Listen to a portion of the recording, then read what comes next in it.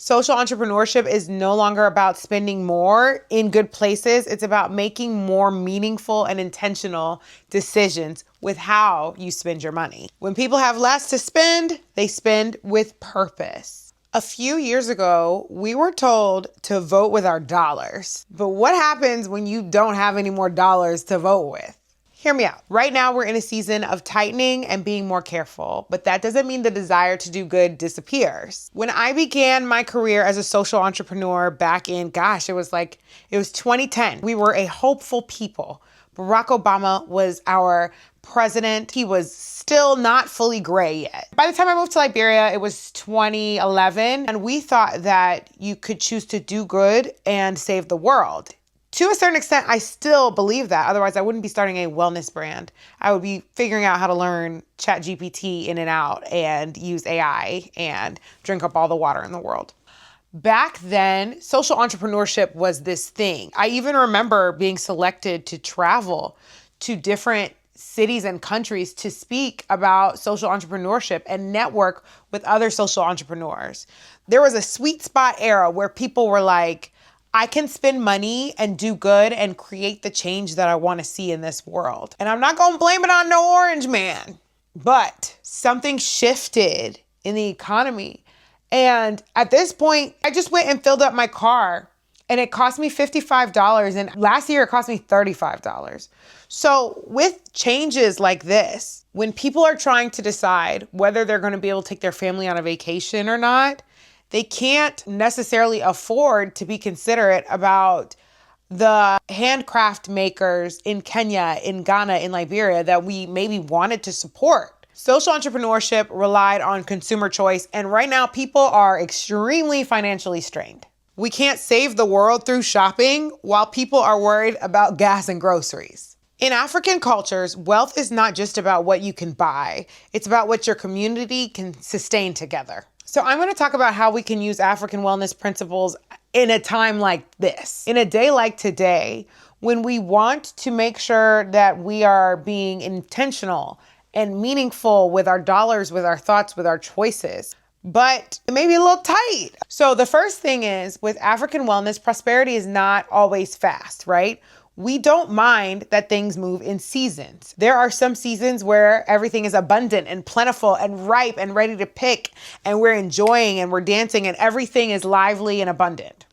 And there are seasons where we're just sowing the seeds, where as a community we get together and we're pooling our resources to make sure that we uplift what we want to see happen next. Think about it like the social entrepreneurship heyday of 2016 when I launched my business. A time like now is when we make sure that we are voting for people who are going to make sure that the policies reflect what we want in the future. A time like now is when we stand firm to boycotts of different retailers that we don't feel like stand for what we stand for. When we take that little time and go out of our way, I know it's so easy to order something from Amazon, but I have an Ace Hardware up the street, and sometimes I'd rather just get the item from there if I'm going to pass by.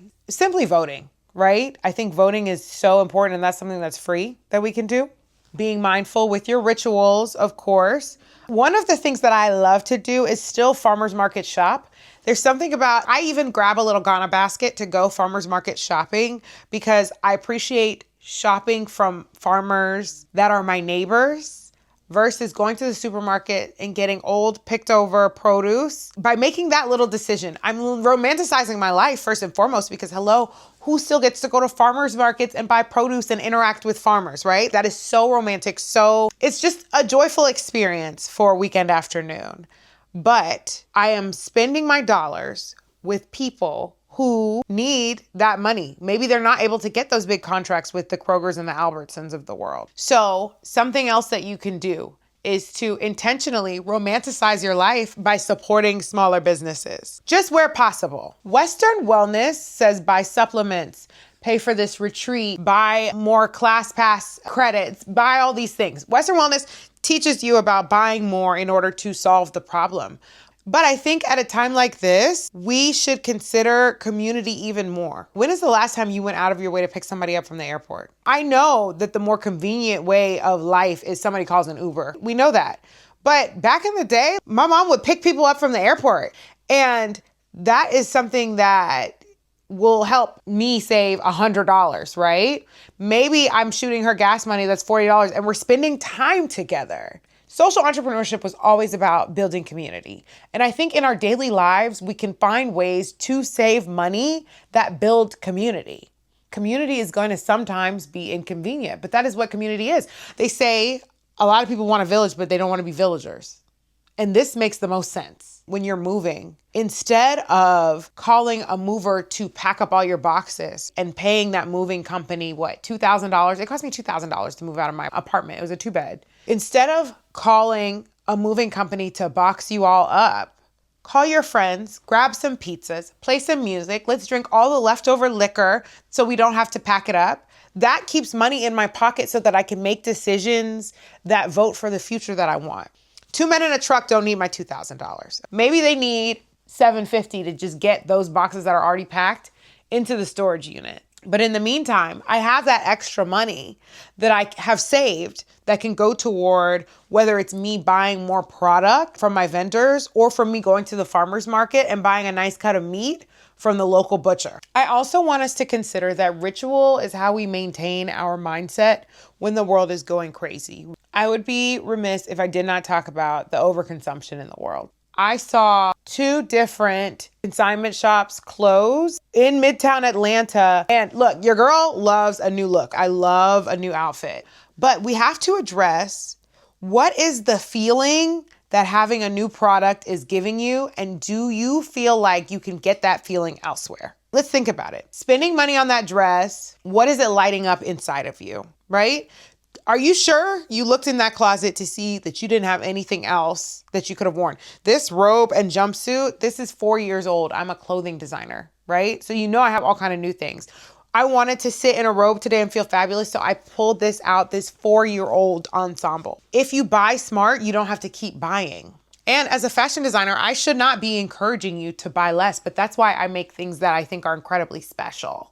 I think when Amazon gave us 2-day shipping, we really lost the plot. And to be honest, the best dressed girls are not the ones who are wearing a brand new Amazon set. They're really not. They're the ones who have intentional pieces on.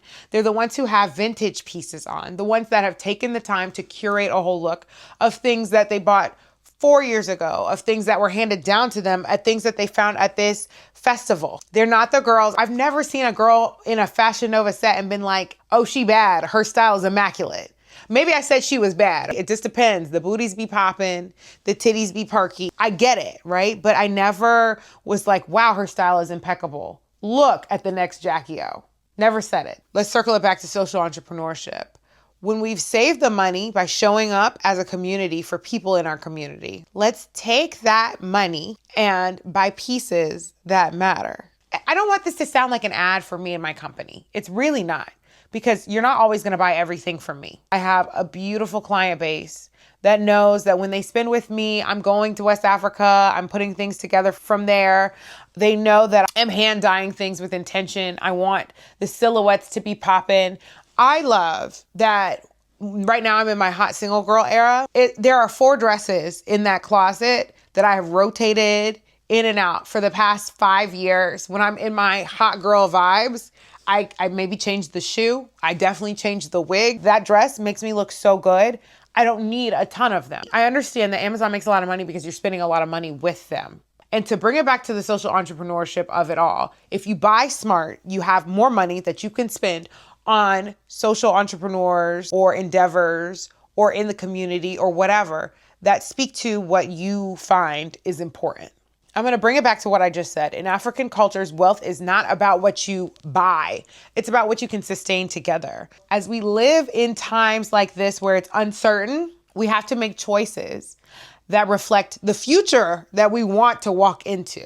When it comes to the overconsumption, I've read about what it's called present bias. It's when your brain prioritizes the immediate benefits over the future goals, even though the future goals outweigh whatever feelings you're sitting with now. We have to start to consider weighing the long-term goals with the immediate relief that current purchases provide. Let me wrap this up for you.